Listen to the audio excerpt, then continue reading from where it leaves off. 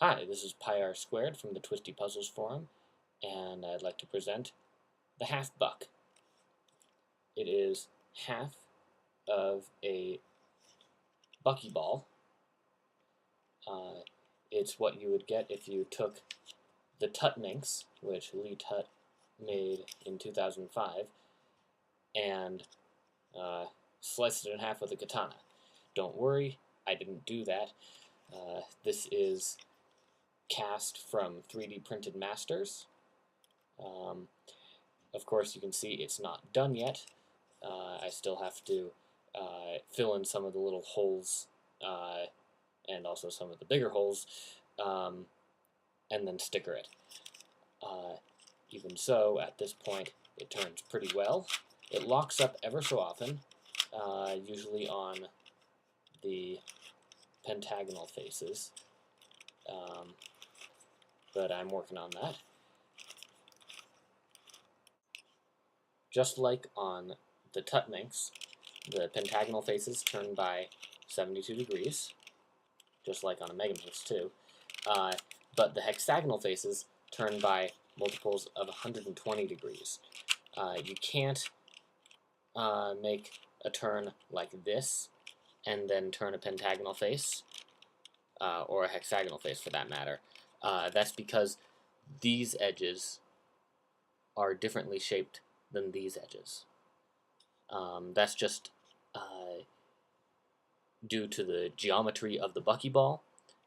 I've done a little bit of messing around in SolidWorks, but I haven't come up with anything to get around that yet. At this point, one other thing I still have to do is cover up this portion. I'm just gonna cut a piece of white acrylic on the laser cutter to cover it up. But for right now, I like seeing this core because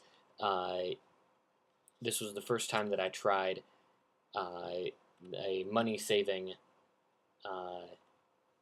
method of splitting the gigantic core. Because the puzzle is a half puzzle, the core has to be enormous. So the core includes all of these shelled out pieces. But instead of printing the whole thing, I simply cut it in SolidWorks and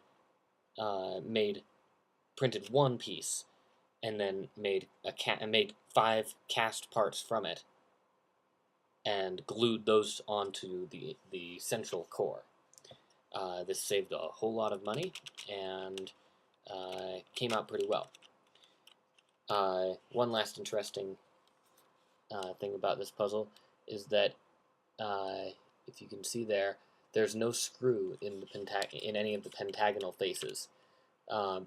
That's because, due to the half puzzle nature of the half buck, it holds together without any screws whatsoever. The reason I have screws in the hexagonal faces is because it was a little bit unstable without those screws, but it's quite stable with just screws in the hexagonal faces though. So I think I'm going to leave it at that. So that is the half buck. I'll be posting another video once I have it completely finished and stickered.